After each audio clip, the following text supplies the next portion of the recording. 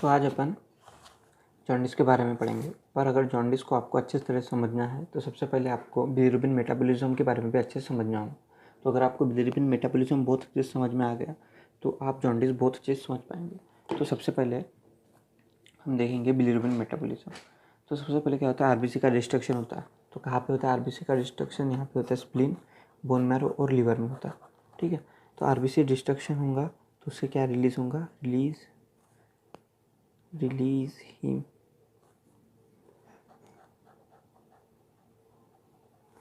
RBC destruction के कारण haem का रिलीज होगा।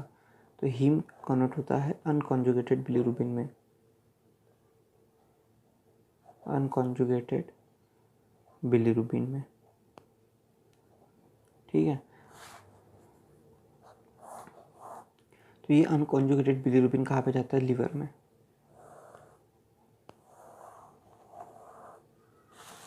कहाँ जाता है ये? लीवर में।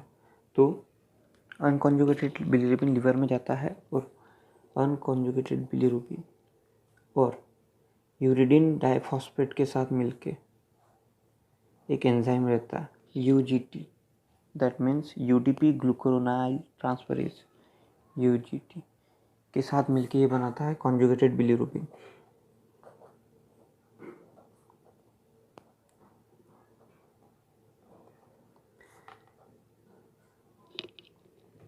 इसका नाम है यूडीपी ग्लूकुरोनाइल ट्रांसफरेज को ग्लूकुरोनिल ट्रांसफरेज। जो अनकॉन्जुगेटेड बिलिरुबिन रहता है ये रहता है लिपिड सोलुबल,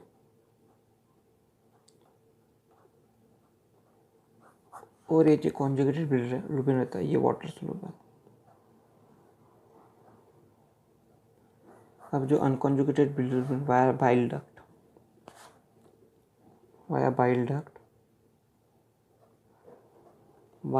डक्ट ये किधर ट्रांसफर होता है? इंटेस्टाइन में। ठीक है, अभी इंटेस्टाइन में ट्रांसफर हो गया। अब इंटेस्टाइन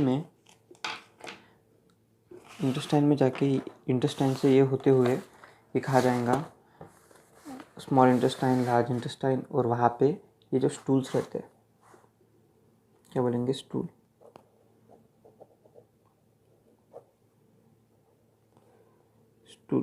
को कलर देंगे, इसको स्टर्कोबिलिनोजेन।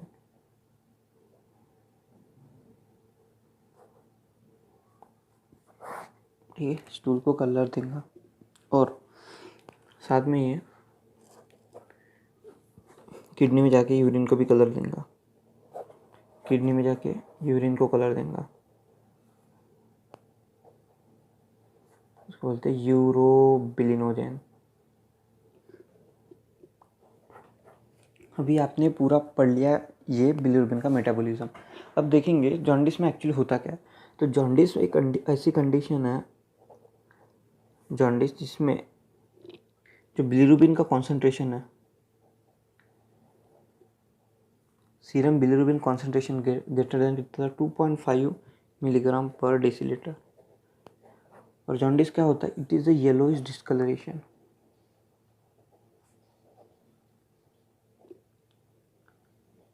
of skin and sclera, due to deposition of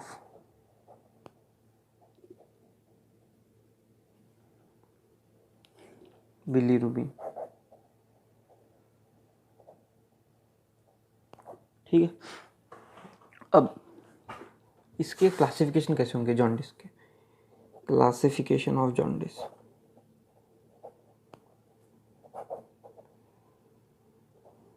तो एक ऐसा हो जाएगा कि दो टाइप के, एक का अनकॉन्जुगेटेड हाइपर बिलिरुबिनेमिया दिखेगा अपने को, एक कॉन्जुगेटेड हाइपर बिलिरुबिनेमिया। तो अपन दो क्लासिफिकेशन आते हैं, अनकॉन्जुगेटेड हाइपर बिलिरुबिनेमिया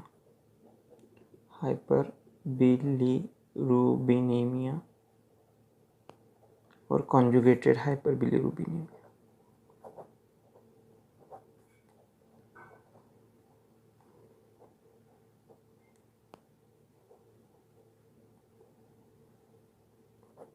ठीक है। तो अनकॉन्जुगेटेड हाइपर बिलीरुबिन मतलब अनकॉन्जुगेटेड जो बिलीरुबिन रहेगा वो ब्लड में बहुत ज़्यादा बढ़ जाएगा। तो इसमें जो अनकॉन्जुगेटेड हाइपर बिलीरुबिनेमिया में क्या हो जाएगा कि जो अनकॉन्जुगेटेड बिलीरुबिन है वो बढ़ जाएगा। अब अनकॉन्जुगेटेड बिलीरुबिन क्यों बढ़ रहा है? यहाँ पे अगर आरबीसी का बहुत ज़्यादा डिस्ट्रक्शन हो गया तो ये हो सकता है। तो अनकॉन्जुगेटेड बिलीरुबिनेमिया में अपन लिखेंगे। अब देखो अनकॉन्जुगेटेड बिलीरुबिन कब बढ़ेगा, मतलब ये जो जब तक अनकॉन्जुगेटेड और कॉन्जुगेटेड, तो यहाँ पे लीवर में कॉन्जुगेटेड बिलीरुबिन फॉर्म होता है। इसके ऊपर की स्टेप मतलब कौन कौन से स्टेप के कारण, एक तो आरबीसी का डिस्ट्रक्शन बढ़ जाएगा, या अगर इनएफेक्टिव एरिथ्रोपोइसिस हुई, आरबीसी का डिस्ट्रक्शन बहुत ज़्यादा बढ़ गया तो बहुत ज़्यादा हीम का रिलीज होगा और अनकॉन्जुगेटेड बिलीरुबिन बहुत ज़्यादा बढ़ जाएगा। साथ में अगर क्या हो गया कि इनइफेक्टिव एरिथ्रोपोइसिस होगी, मतलब जो आरबीसी का फॉर्मेशन वो अच्छे से नहीं हो जाएगा तो इमैच्योर आरबीसी बनेंगे, तो इमैच्योर आरबीसी को फट से डिस्ट्रक्शन किया जाएगा, तो वो भी स्प्लीन, बोन मैरो और लिवर में, तो उसी के कारण ज़्यादा हीम रिलीज होगा और उसमें अनकॉन्जुगेटेड बिलीरुबिन जो रहेगा वो बढ़ जाएगा। ठीक है। इसके बाद अभी और क्या हो सकता है, अगर ये जो एंजाइम है यूडीपी ग्लूकुरोनाइल ट्रांसफरेज, अगर इसकी कमी हुई या इसकी डिफिशियंसी हुई या ये बना ही नहीं किसी इंडिविजुअल में, तो क्या हो जाएगा, कॉन्जुगेटेड बिलीरुबिन बनेगा नहीं और अनकॉन्जुगेटेड बिलीरुबिन बहुत ज़्यादा बढ़ जाएगा। तो चलो हम इसको अच्छे से लिख लेते हैं क्या है। तो अनकॉन्जुगेटेड बिलीरुबिन कब बढ़ा? इंक्रीज इन आरबीसी डिस्ट्रक्शन, कौन सा है ये? हीमोलाइटिक एनीमिया, हीमोलाइटिक एनीमिया हो गया। दूसरा इनएफेक्टिव एरिथ्रोपोइसिस,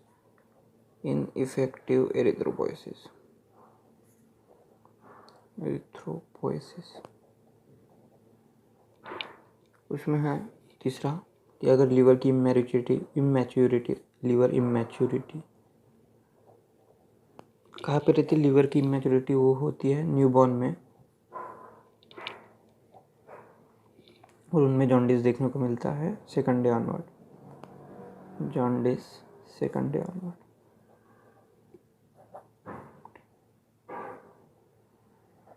ठीक है। ये जॉन्डिस देखने को मिलेगा सेकंड डे ऑनवर्ड को। साथ में मैंने बोला था कौन से एंजाइम की defect? UGT, glucuronyl transferase defect.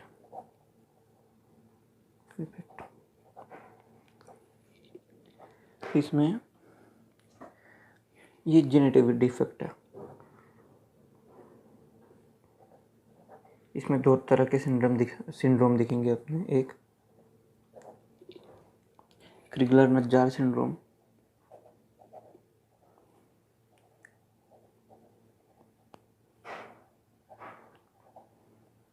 और एक Gilbert syndrome.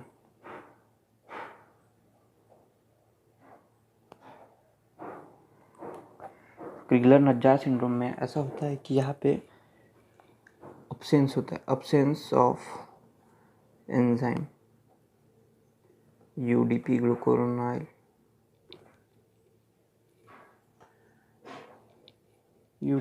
UDP glucuronyl transferase, ठीक है। और इसमें कम रहता है, डिक्रीज बोल सकते हैं, decrease UDP glucuronyl transferase activity, ठीक है। क्रिगलर-नज्जार सिंड्रोम और गिलबर्ट सिंड्रोम। क्रिगलर-नज्जार में क्या होता है कि यूडीपी ग्लूकुरोनाइल ट्रांसफर एंजाइम ही एब्सेंट होता है, और गिलबर्ट में क्या होता है कि उसकी एक्टिविटी कम हो जाती है। अब इसके बारे में ये अपन ने पढ़ लिया। इसके बाद हम पढ़ेंगे कॉन्जुगेटेड बिलीरुबिन कब बढ़ता है।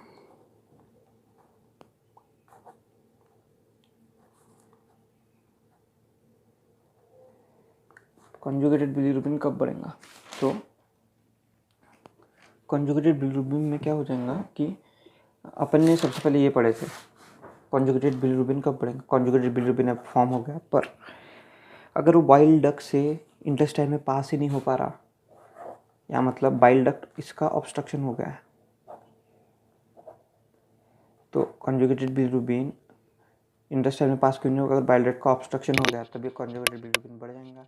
तो हम देखेंगे कॉन्जुगेटेड बिलिरुबिन किस कॉज क्या हो सकते हैं उसके बढ़ने के।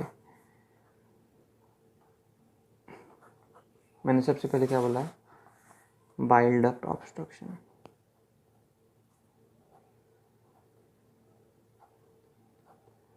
अब बाइल डक्ट ऑब्स्ट्रक्शन क्यों होगा? क्योंकि उसमें कोई स्टोन होगा, या फिर कोई किसी तरह का कैंसर होगा, या फिर हम बोल सकते इन्फेक्शन होगा। इन्फेक्शन, या ये पहला कॉज हो गया। दूसरा कॉज हो गया biliary tract disease.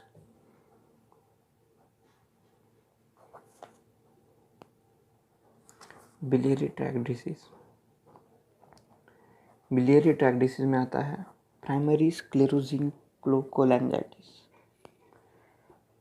Primary sclerosing कोलैंजाइटिस,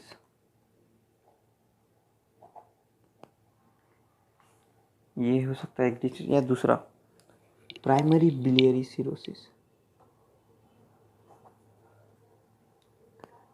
biliary cirrhosis, ठीक है। या तीसरा हो सकता है, इसका कॉज हो सकता है genetic cause, genetic defect. Genetic defect में क्या क्या आता है? उसका मतलब decrease excretion of conjugated bilirubin.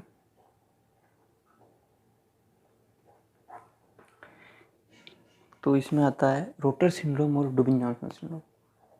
इसमें आता है रोटर सिंड्रोम और डुबिन जॉनसन सिंड्रोम।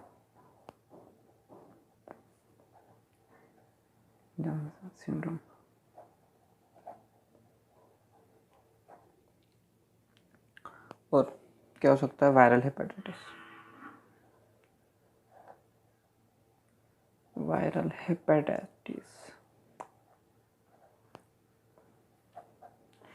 ठीक है। तो अपन एक बार ओवरव्यू देख लेंगे। तो सबसे क्या होता है, अगर आपको बिलिरुबिन मेटाबॉलिज्म अच्छे से आ गया तो लिवर जॉन्डिस अच्छे से समझ में आ जाएगा।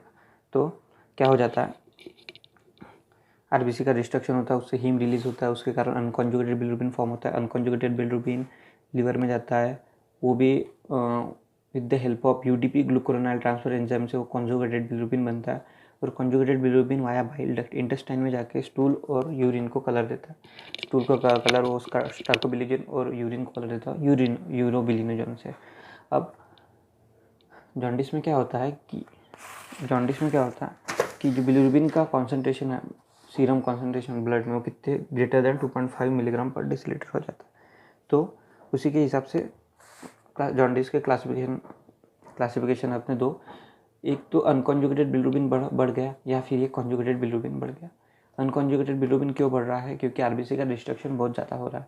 तो आरबीसी का डिस्ट्रक्शन हो रहा है मतलब हीमोलिटिक एनीमिया या इनइफेक्टिव एरिथ्रोपोइसिस हो रही है, या फिर लीवर की मैच्योरिटी है। अगर लीवर की मैच्योरिटी होंगी तो अच्छे से वो आरबीसी को डिस्ट्रक्शन नहीं कर पाएंगे, उसके कारण जॉन्डिस होगा। किसमें? न्यूबॉर्न में। उसके साथ यूजीटी ग्लूकोनाइड, वो जो एंजाइम रहता है जो अनकॉन्जुगेटेड बिलिरुबिन को कॉन्जुगेटेड बिलिरुबिन में कन्वर्ट करता है, अगर उसकी डिफेक्ट होगी तो अपने को जो अनकॉन्जुगेटेड बिलिरुबिन है उसका कॉन्सेंट्रेशन ब्लड में ज़्यादा दिखेगा। तो उसके दो जेनेटिक डिफेक्ट, एक तो क्रिगलर-नज्जार सिंड्रोम और या गिलबर्ट सिंड्रोम। क्रिगलर-नज्जार सिंड्रोम में वो एंजाइम ही पूरा एब्सेंट होता है जो अनकॉन्जुगेटेड बिलिरुबिन को कॉन्जुगेटेड बिलिरुबिन में कन्वर्ट करता है, मतलब यूडीपी ग्लूकुरोनाइल ट्रांसफरेज। और गिलबर्ट सिंड्रोम में उसकी एक्टिविटी थोड़ी सी कम हो जाती है। अब कॉन्जुगेटेड बिलिरुबिन क्यों होता है? क्योंकि कॉन्जुगेटेड बिलिरुबिन में वो लीवर से कहाँ पे ट्रांसफ़र करेंगे?